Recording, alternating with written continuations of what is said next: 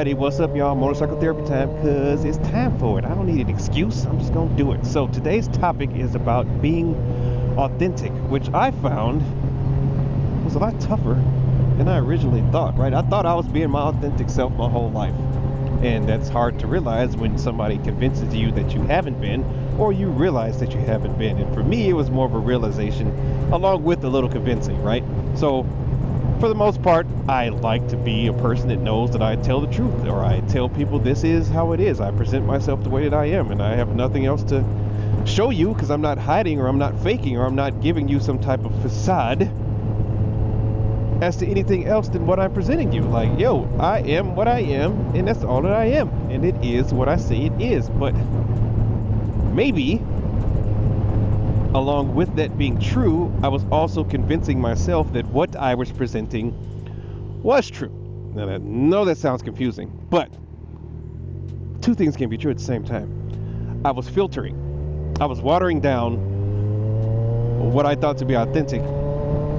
I was watering down what was actually authentic and presenting a version of authentic. So it was still the truth, but it wasn't the whole truth, and nothing but the truth, right? So quick scenarios, a couple of them, right? So now let's say I really started realizing this when after my kid was born, and somebody would ask me to do something, I'm like, nah, I can't. I got to take care of my kid, and that will give me an excuse to not go do the thing.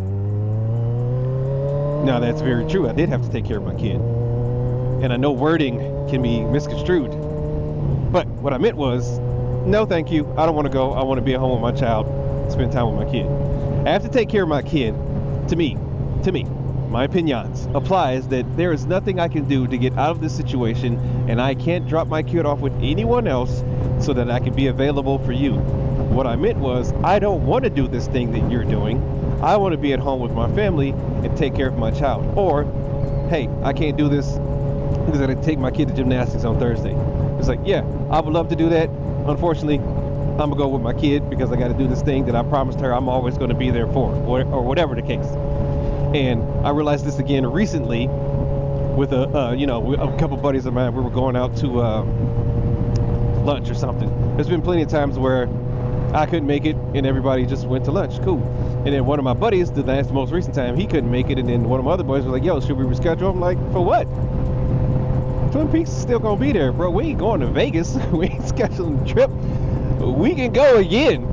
It's like saying I ordered the steak and you ordered the steak. I didn't get the last one. We could always do this again, because there's been plenty of times where I couldn't go and y'all still went. So why would we all not go? I was ready to go. It was a last minute change. He can't make it. I still want food. And everybody was like, oh, word. I didn't say it that way, but the thing in my head was, why would we change all of this? Or, in relationships, because that's my whole big thing right now. With my daughter, again, she is pretty much the catalyst, mostly the catalyst for all my recent adult life challenges and changes. And I talk to her a heart to heart, not just a filtered parent heart to heart. Probably should do a little more filtering sometimes, because she ain't ready for all of the world's issues. But again, I don't appreciate when parents don't take into account their kids' intelligence, because you want them to be so smart and so educated and so capable, yet you don't talk to them for real. So I talk to my daughter for real. I'm authentic. I tell her, hey, I care about you. I care about this. I mean that. And whatever the situation, I want you to come out on top, whether you're going this route or you're going that route, rather than leaving things up to speculation or just saying I'm disappointed for a reason. Yes, the conversations take longer, but I feel better afterwards. And a lot of the times that had a lot to do with stuff too. Like, people would ask me to do stuff, like especially my mom, or people who need my skills or techniques or just ability to do stuff, right? Hey, can you come do this and come do that? And I would feel bad, and I would try to make waves and do things to get to where they needed me to be so I could take care of them. And some days now I'm just like, nah, I can't make it. I'll come over during the weekend, because you ain't got shit to do. You're retired, you're old, and that's not a priority to me. Nothing you're asking me to do is a life-threatening situation, and I have a life. Even if I ain't doing nothing, my goal is to do nothing. Like today, my mom just called me, she texted me, ask me, can I come fix a computer? My answer is going to be no, not today. I'll come sometime during the week and I'll make time for it. But I used to change plans, try to rush over there, do stuff, and then feel bad because, I had to either ditch somebody or do something else. And I'm not saying be completely self-centered, completely narcissistic or arrogant or whatever the terms are when you only think about yourself and nobody else. What I'm saying is, I'm not going to keep pushing myself to the side for everybody else. I do like balance. However, my life is my life. I need to be looking out for me because ain't nobody else looking out for me. She don't give a fuck to text me randomly. What's happening? She don't give a fuck to text me randomly and ask me to do stuff, and she know that I work 2 jobs sometime and I'm doing weekend work or I'm doing whatever, and they text me at 2 a.m. because they ain't got nowhere to go. Okay, well, I will respond to you when I will respond to you, and I will do the thing when I get a chance to do the thing, and it will both benefit. I'll benefit from the fact that I didn't stress myself out and change my schedule, and you'll benefit from the fact that I'm coming to do free shit for you for free. Cool. In a recent video, the last video, exactly, I said I was, intimidated by my stepdad for the longest time, and I refused to say things or talk or think away around him because I'm just like, yo man, this dude gonna flip his lid, or he gonna say something, or he gonna be judgmental. My stepdad wanted me to become an officer for the longest time. I didn't want to be an officer. He actually convinced me to go to the Air Force. I was going to originally go Army. I did 4 years of Army ROTC. I was ready. I went in with a higher rank in the Air Force anyway. But for the longest time, he tried to get me to be an officer. You should do this, you should do that. You already went to college, you should do that, you should do that. After a couple years, I finally was like, I don't want to be an officer. I like my job, I like my career, I don't want to go be an officer. And that was the end of the conversation. He brings it up every now and then and goes, hey, I wish you would have went that route. I appreciate that, but that's not what I wanted to do.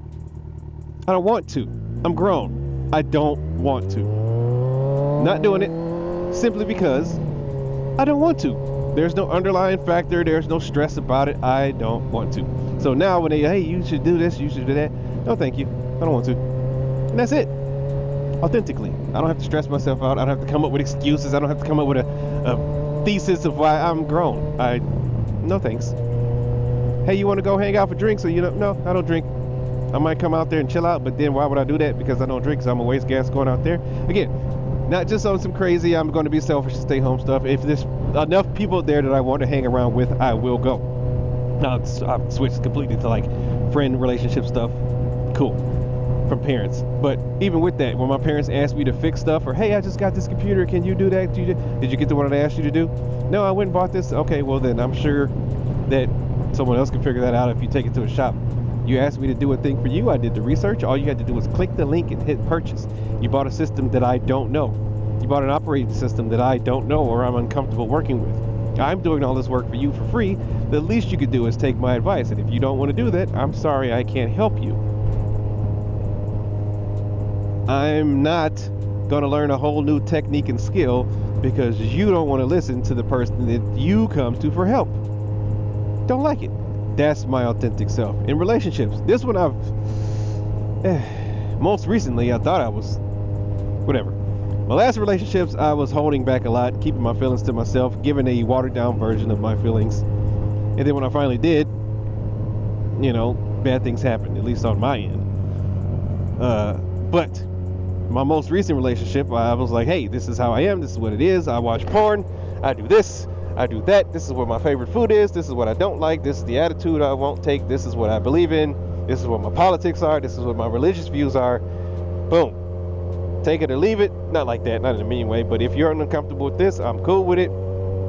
Appreciate you giving to the old college try. And then we got past all that, and I'm like, cool. Didn't work out, however.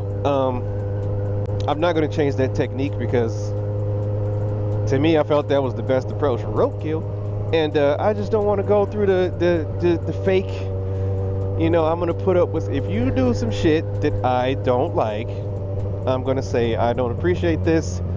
What are we going to do about it? Can we come to an agreement? Can we come to a middle ground?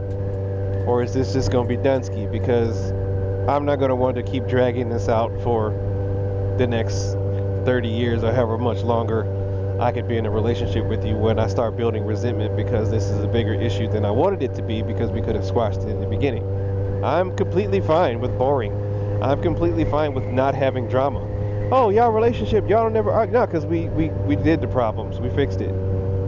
We don't need new ones to make this a fiery, hot, passionate relationship. We could just be fucking. That's hot and fiery and passionate. I don't need to argue with you to get to that point. We could just do that. We can hang out, we can chill, we can watch TV, we can watch movies, we can enjoy each other's company, we can enjoy our individual hobbies separately and then come back together.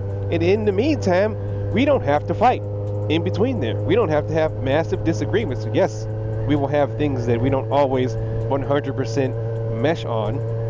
However, we should be able to authentically express ourselves and talk about it and go, is this a deal breaker? No. Right now, most recently, nobody's perfect, but the stuff that I didn't like about the person I was with wasn't even worth talking about, because I was like, yo, who cares? Like, if I don't like this, it's fine, because I'm sure there's stuff that she didn't like about me, which obviously a lot, because she took the fuck off. But it's not one of those things where I have to keep bringing up what I think is wrong, what I think is the problem with you. Now, if there's a problem with the relationship, absolutely. But if, let's say you chew with your mouth open, I'm going to be like, 20 years of this, I can't fucking deal with it. Unless the good things about you are so good that I no longer see that. Now, that wasn't her issue. She never chewed with her mouth open. She was a very well-mannered eatswoman. It's not a word, I just made that up. However, I can't even think of the stuff that I didn't really like, because I've tossed that shit so far to the side, because the stuff that I did like was just overshadowing everything else. And I'm like, yeah, fuck it. I don't care. Like, if she asked me and I had to think about it and explain it, yeah, I would. But on a regular basis, I'm not just dwelling in the back of my head on, ooh, I just wish you would do this, or I hate the way you tie your shoes, or I hate the way you blink with one eye before the other one. Like, I'm not doing that shit. And I authentically felt that, and I will authentically explain that to whoever my next partner is. That, hey, this is me. Let's cut the bullshit. Let's get through it. Not in a mean way, not in an arrogant way again, not in a I'm forcing you to be with me way. I'm never forcing nobody to be anyway, because I can't do that anyway as a person. It's not my personality. I don't want somebody who feels like they're forced to be with me. However, you gonna get what you get. I'm not gonna fake it. I'm not gonna say, hey, let's go out and do the dining and the whining, and I'm gonna say, hey, this is how I am. I'm not gonna start something with you that I'm not going to be able to continue into this relationship. So if I start off rubbing your feet, in 20 fucking years, I'm going to be rubbing your feet. That's what I mean by being authentic. I'm not about to, we used to wine and dine and go to the restaurants, and if my money can handle it, yes. But if I can't explain to you that I can no longer handle that money-wise, and you don't take it and accept it and think I'm still supposed to do that, that's the kind of person, authentically, I'm not going to want to fuck with no more. Or, that's something I should have learned well in the beginning of the relationship. Are you going to be down no matter what happens to me financially? I mean, physically, yeah, I don't expect you to be with me that's just me. Like, you don't need to take care of me if I'm all fucked up. Like, if I get in an accident or something, that ain't your job. That I would for the person I'm with, but that's a lot. And, some people don't get down like that. You don't have to feel tethered to me just because of that. My face is hot because I talk too much right now. Anyway, there's a whole spectrum of authenticity, and I'm trying my best to get my meter to the, I don't know, I could do 80-20, I think. Because some stuff you do have to take, a little bit more tact with, and you have to be a little bit more careful. And some folks are just, if you're 100%, you just, sometimes I think you just cocky and arrogant. Oh, this is me and you have to take it. No, this is me. I would like for you to accept this, but if you don't, I also understand that. So that's where I'm trying to be and stay at for the foreseeable future. So, yeah, I thought I was, and I'm realizing now that I still got some work to do. I still got some work to do on being authentic, presenting said authenticity, and adjusting it to the situation, or gaining more insight with myself, because every situation is different, and every situation requires a different approach. However, in that approach, I need to be true to what I mean, so that my target audience doesn't have any misconceptions about me, about the situation, about the relationship, about my feelings, about whatever is going on. I think that just makes life easier. I don't know. I'm gonna try it. See what happens. But yeah, be authentic. I'm out.